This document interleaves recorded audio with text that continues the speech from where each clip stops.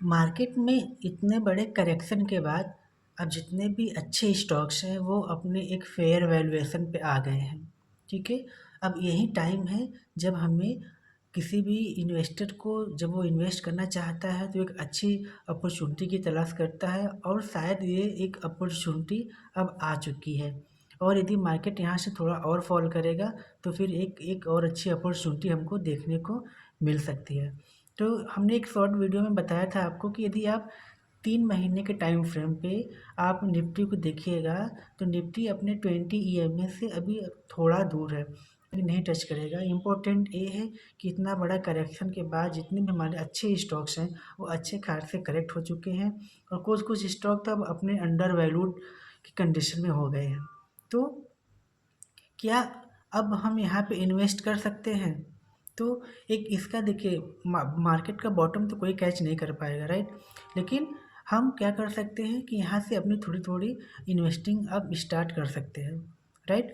तो देखिए, हम यदि मार्केट में बड़ा पैसा बनाना चाहते हैं तो एक इम्पॉर्टेंट चीज़ वो है कि हमें किसी भी टिप्स को फॉलो नहीं करना है। ठीक है। हमें मार्केट को खुद समझना होगा और मार्केट के बारे में मार्केट बहुत ही डायनामिक है। आज आपको कोई चीज़ बताई जाएगी, आप उसी के भरोसे में शेयर मार्केट में सस्टेन नहीं कर पाइएगा। आपको हर दिन नया सीखना होगा और इस जो लर्निंग की जर्नी है ये कंटिन्यू आपको जारी रखनी होगी। तो आज हम आपको कुछ ऐसा बताने वाले हैं जिन पॉइंट्स को आप कंसीडर करके आप किसी भी कंपनी आपको उसमें इन्वेस्ट करना चाहिए कि नहीं करना चाहिए, आपको एक मोटा मोटी आपको इसमें एक अंदाज़ा लग जाएगा। ठीक है। आपको किसी से पूछने की ज़रूरत नहीं है और एक बार आप इससे समझ गए ना तो फिर ये आपको लाइफ टाइम काम देने वाली है। ठीक है। तो देखिए, किसी भी इन्वेस्टर को पैसे बनाने के लिए सिर्फ कंपनी में इन्वेस्ट करके पैसे नहीं बनते हैं।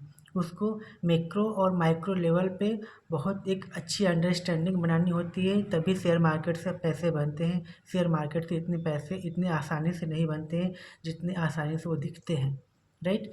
कि आज इस शेयर में हमने पैसे लगाए होते तो 1 महीने बाद 1 साल बाद ये 10 गुना हो गया, 20 गुना हो गया। इसमें 1 करोड़ लगाए होते तो ये 10 करोड़ हो गया होता। ये सब सुनने में अच्छी लगती हैं, लेकिन जब जो इन्वेस्टर्स होते हैं जब रियल लाइफ में आप इसको प्रैक्टिकली करिएगा तो उतने आसान होते नहीं हैं जितना सुन के, मतलब the way sounds is like more attractive, the real is not possible. Okay. तो देखिए, यदि आपको मार्केट में इन्वेस्ट करना है तो सबसे पहले आपको इकॉनमी को समझना होगा। जब आप इकॉनमी समझ लेते हैं, फिर इकॉनमी कैसे परफॉर्म कर रही है उसके अकॉर्डिंग फिर आपको एक इंडस्ट्री चुननी होती है कि ये इंडस्ट्री कैसे परफॉर्म करेगी। ठीक है। जब आप एक इकॉनमी चुन लिए, अब उसके बाद आप इंडस्ट्री चुन लिए, फिर अब बारी आती है स्टॉक पिक करने की। तो सपोज करिए आपने कोई स्टॉक पिक कर लिया, तो अब आपको कैसे पता चलेगा कि उस वह स्टॉक सही है कि नहीं सही है? ठीक है। तो आज हम ऐसे 8 पॉइंट देखेंगे, 8 पॉइंट हम देखेंगे जिनके बस बेस पे हम ये जजमेंट लेने की कोशिश करेंगे कि कंपनी कैसी है, कंपनी में इन्वेस्ट करना चाहिए कि नहीं करना चाहिए और कंपनी आगे कैसे परफॉर्म कर सकती है। ठीक है। तो सबसे पहला पॉइंट क्या है? पहला पहला पॉइंट से पहले आपको 3 चीज़ें करनी है। क्या? कंपनी का इंडस्ट्री देखना है, सॉरी कंपनी का किसी भी कंट्री का इकॉनमी देखना है कि कंट्री इकॉनमी कैसे परफॉर्म कर रही है। यदि हम इंडिया में हैं तो जाहिर सी बात है हम अपना इंडिया देखेंगे कि इंडिया की इकॉनमी कैसे परफॉर्म कर रही है। अब यदि इंडियन की इकॉनमी अब रिवाइवल कंडीशन में है तो फिर हम इंडस्ट्री चूज करेंगे कि हमें किस इंडस्ट्री में इन्वेस्ट करना चाहिए। इकॉनमी के बाद नंबर आता है इंडस्ट्री का। जब हम इकॉनमी चूज कर लिए, इकॉनमी में श्योर हो गए, फिर इंडस्ट्री में आ गए, फिर उसके बाद क्या करेंगे? अब स्टॉक पिक करेंगे। तो जब हम स्टॉक पिक किए तो हम क्या करेंगे? अब हम ये एनालिसिस करेंगे कि कंपनी कैसी है। ठीक है। तो पहला जो हम 8 पॉइंट बताए हैं उनमें से पहला पॉइंट क्या है? पहला पॉइंट ये है कि what is the company business. Company का बिजनेस क्या है? ठीक है। हम जिस इंडस्ट्री के एक इंडस्ट्री में हम आते हैं, एक इंडस्ट्री की कोई कंपनी हम उठाए। ठीक है। जैसे कि मान लीजिए आपने ऑयल एंड नेचुरल गैस एक सेक्टर लिया, इसमें से रिलायंस कंपनी है। ठीक है। तो रिलायंस क्या है? रिलायंस रिटेल में भी है, रिलायंस एनर्जी में भी है, राइट? तो हम कोई भी किसी कंपनी का स्टॉक उठाते हैं तो हम सबसे पहले ये देखेंगे कंपनी का बिजनेस क्या है। बिजनेस मतलब कंपनी करती क्या है। पहला पॉइंट मेरा ये है कि कंपनी पेट्रोल बनाती है, कि कंपनी रिटेल सेक्टर में है, कि कंपनी बिस्किट बनाती है, कंपनी क्या प्रोड्यूस करती है, क्या बनाती है, कि सर्विस सेक्टर में है। तो हम पहले उसका बिजनेस देखेंगे कि कंपनी का बिजनेस कैसा है। जब हम कंपनी का बिजनेस देख लेते हैं, फिर दूसरा पॉइंट क्या आता है कि what is the companies business model, कि कंपनी का बिजनेस मॉडल क्या है, कंपनी किस मॉडल पे काम करती है। जैसे कि यदि हम बात करें टाइटन की और कल्याण ज्वेलर्स की, सेम इंडस्ट्री, ठीक है, सेम बिजनेस, लेकिन दोनों का बिजनेस मॉडल बहुत ही अलग है। ठीक है, टाइटन क्या करती है, टाइटन गोल्ड लेती है, गोल्ड से ज्वेलरी बनाती है, लेकिन वो गोल्ड क्या करती है, लीज पे लेती है। ठीक है, लीज पे लेती है उसको, फिर वहाँ से उसको सेल करती है और जितना सेल करती है सेम टू उतना बाई कर लेती है। ये उसका टाइटन का बिजनेस मॉडल है। लेकिन वही कल्याण ज्वेलर्स क्या करते हैं, वो लीज पे नहीं लेती है, बल्कि वो डायरेक्ट सोना को बाई करती है, अपना स्टॉक इन्वेंट्री बनाती है और फिर वहाँ से वो अपना सेल करती है। तो दोनों सेम इंडस्ट्री में है, लेकिन दोनों का बिजनेस मॉडल क्या है, अलग अलग है। तो जब दोनों का बिजनेस मॉडल अलग अलग होगा, तो दोनों की प्रॉफिटेबिलिटी और ओपीएम प्रॉफिट, ऑपरेटिंग प्रॉफिट, दोनों में काफ़ी ज़्यादा डिफरेंस हमको देखने को मिल सकता है। तो पहला पॉइंट क्या था, पहला पॉइंट हमें कि what is the companies business, company का बिजनेस क्या है। दूसरा पॉइंट क्या है कि what is the companies business model, company का बिजनेस मॉडल क्या है। ठीक है, दोनों दो बातें देखने के बाद अब हम क्या जज करेंगे, तीसरा पॉइंट पे आते हैं कि does the company enjoy any competitive advantage compare to its competitors.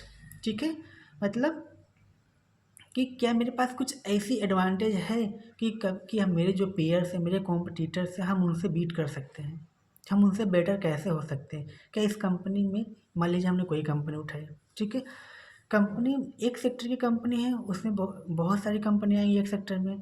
ठीक है, तो हम जो कंपनी को उठा रहे हैं, जिस कंपनी में हम इन्वेस्ट करना चाहते हैं, उसमें ऐसी कौन सी खास बात है कि जो अन्य मतलब सेम सेक्टर की उसकी अन्य पीयर्स कंपनी में नहीं है। ठीक है, ये हमको फाइंड आउट करना पड़ेगा। ठीक है, तो कॉम्पिटिटिव एडवांटेज के लिए आप जितने भी हमारे एनबीएफसीज सेक्टर में बहुत सारी एनबीएफसीज मिलेंगी, आप उनको देख लीजिए। जैसे कि हमारा बजाज फाइनेंस हो गया, ठीक है, और वहीं पे आप उत्कर्ष फाइनेंस को देख लीजिए। दोनों को देखिएगा, दोनों लगभग फाइनेंस करती हैं, लेकिन दोनों का क्या है, दोनों में बहुत ज़्यादा कॉम्पिटिटिव एडवांटेज है। एक का जो है कस्टमर्स बहुत अधिक हैं और एक का क्या है, कस्टमर्स बहुत कम है। कस्टमर कम का मतलब इतना नहीं कि नील है, दोनों के कस्टमर्स ठीक ठाक है, लेकिन दोनों का अपना अपना कॉम्पिटिटिव एडवांटेज है। ठीक है, यदि इकॉनमी थोड़ा कम अच्छे बेटर परफॉर्म नहीं करेगी, तो उसका में रिकवरी थोड़ा सा नेक्स्ट टू इम्पॉसिबल है, लेकिन यदि इकॉनमी थोड़ी ख़राब भी करेगी तो बजाज अच्छा कर लेगा। ठीक है, तो हमको ये देखना होगा कि कंपनियों में जिस कंपनी को हम चूज कर रहे हैं उसमें कॉम्पिटिटिव एडवांटेज है कि नहीं है। ठीक है, चौथा पॉइंट हम क्या देखेंगे, चौथा देखें कि does the company have the necessary capability to explore opportunity and to withstand any threats. ठीक है, क्या कंपनी के पास नेक्स्ट अपॉर्चुनिटी तलाश करने की कैपेसिटी है। ठीक है, या कंपनी में कोई थ्रेट आ गया है, कोई ऐसी चीज़ें होने लगी तो जो कि होनी नहीं चाहिए थी, तो क्या कंपनी उस सिचुएशन से बाहर निकल पाएगी कि नहीं निकल पाएगी, या कंपनी वहीं पे सरेंडर कर जाएगी। ठीक है, कहने का मतलब है कि यदि कंपनी में कुछ एक्स्ट्रा ऑर्डिनरी है कि जो आने वाले विपरीत परिस्थितियों से में भी अच्छा परफॉर्म करेगी। ठीक है, तो ऐसी कंपनियों में ही हमें निवेश करना चाहिए। यदि हमको लगता है कि यार नहीं, जब समय खराब आएगा, जब कंपनी में कुछ प्रॉब्लम्स आएगी, तो ये कंपनी आगे सस्टेन नहीं कर पाएगी, तो ऐसी कंपनियों में हमें निवेश करने से बचना चाहिए। ठीक है, अगला पॉइंट हम क्या देखेंगे, पाँचवा, कि is the company management competent enough to identify and execute the appropriate strategy. Business अच्छा है, बिजनेस मॉडल अच्छा है, कॉम्पिटेटिव एडवांटेज है, लेकिन यदि मैनेजमेंट सही नहीं होगा तो बिजनेस को आगे ग्रो करने में बहुत प्रॉब्लम होगी। मैनेजमेंट यदि अच्छा है तो वो बिजनेस को रन कर सकता है, यदि मैनेजमेंट अच्छा नहीं है तो बिजनेस को रन नहीं कर पाएगा। इसका सबसे बेस्ट एग्जांपल आप येस बैंक को देख सकते हैं कि यदि येस बैंक का मैनेजमेंट अच्छा होता तो तो क्या करता, येस बैंक आज कहीं और होता है, लेकिन येस बैंक को क्या हाल हुआ वो हम सभी ने देखा है। ठीक है, तो मैनेजमेंट का कैपेबल होना बहुत ही इम्पोर्टेंट है। अगला पॉइंट क्या देखेंगे, छठवां, does the management have vision for the companies future, कि मैनेजमेंट के पास कोई अपना विजन है, या कंपनी मतलब उसके पास विजन लेस कंपनी है कि उसके पास कोई विजन नहीं है, बस वो किसी तरह से बिजनेस को चल कर रही है और आगे क्या करने वाली है, आगे का कोई उसका रोड मैप ही नहीं है। यदि ऐसा है तो इसका ऐसे इस टाइप की कंपनियों में हमें निवेश करने से बचना चाहिए। ठीक है, विजन होना बहुत ज़रूरी है। क्यों? क्योंकि जब हम किसी स्टॉक में निवेश करते हैं तो हम अकाउंट्स में हमें पढ़ाया जाता है कि business is the going concern. ठीक है, वो गोइंग कंसर्न को कभी ख़त्म नहीं होने वाली चीज़ है, वो कंटिन्यूअस चलती रहेगी। ये चीज़ें तभी कंटिन्यूअस चलेंगी जब उनमें नई नई इनोवेशंस और उसका एक अपना विजन बनता रहेगा। यदि कंपनी के पास विजन नहीं होगा और फिर वहाँ से कोई रिनोवेशंस नहीं आएंगे, इनोवेशंस नहीं आएंगे, तो फिर आगे भी कंपनी को सस्टेन कर पाना थोड़ा मुश्किल होगा।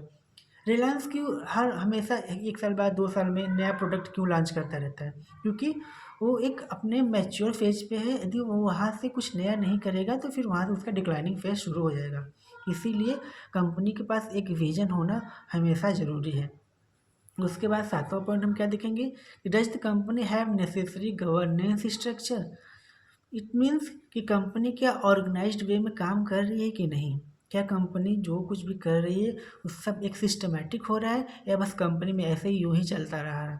जब तक कंपनी का एक प्रॉपर रोड मैप नहीं होगा, एक पूरा ऑर्गेनाइज्ड वे नहीं होगा, कंपनी में सस्टेनेबिलिटी आना थोड़ा सा नेक्स्ट टू इम्पॉसिबल है। तो जब तक कंपनी में एक पूरा गवर्नेंस बेटर नहीं हो, ऐसी कंपनियों से हमें बचना चाहिए। और आखिरी पॉइंट है 8वां पॉइंट और लास्ट, क्या कह रहा है कि as such governance structure properly implemented and executed, मतलब कंपनी में पूरा ऑर्गेनाइज्ड वे तो है लेकिन उसको इम्प्लीमेंट नहीं किया जा रहा है। कंपनी ने कोई लॉ लेके आया लेकिन उसको फॉलो नहीं किया जा रहा है। कंपनी ने कोई स्ट्रक्चर बनाया कि कंपनी अब इस फॉर्मेट में वर्क करेगी लेकिन उसको फॉलो नहीं किया जा रहा है। तो ऐसी कंपनियों में भी हमें बचना चाहिए। ठीक है, तो ये 8 बेसिक चीज़ें हैं। किसी भी कंपनी में निवेश करने से पहले आप इन 8 पैरामीटर्स पे उस कंपनी को जज करिए। यदि 8 पैरामीटर्स पे वो कंपनी खरी उतरती है, फिर उसके बारे में हम फर्दर एनालिसिस करेंगे। सिर्फ यही लास्ट नहीं है कि हम 8 पॉइंट देखें और 8 पॉइंट के बेस पे हम कंपनी में निवेश कर देंगे, नहीं। ये बेसिक चीज़ें हैं जो हर इन्वेस्टर्स को जाननी ही चाहिए किसी कंपनी के बारे में। जब तक वो इन 8 पॉइंट पे श्योर नहीं होता है, उसके बाद उसको अगला कदम नहीं उठाना चाहिए। ठीक है, जब उसको लगे कि ये सारे 8 पॉइंट सही हैं, फिर उस पे एक फर्दर एनालिसिस करेगा, फिर उसका और फंडामेंटल डिटेल्स देखेगा। ठीक है, उसके बाद फिर कंपनी में वो अपना एक व्यू बना सकता है। तो उम्मीद है ये वीडियो से आपको कुछ हेल्प मिली होगी कंपनी के बारे में जानने को। ठीक है, यहीं रखते हैं, फिर मिलते हैं फंडामेंटल के किसी अन्य वीडियो में। तब तक के लिए थैंक यू। वीडियो अच्छी लगी तो लाइक ज़रूर कर दीजिएगा।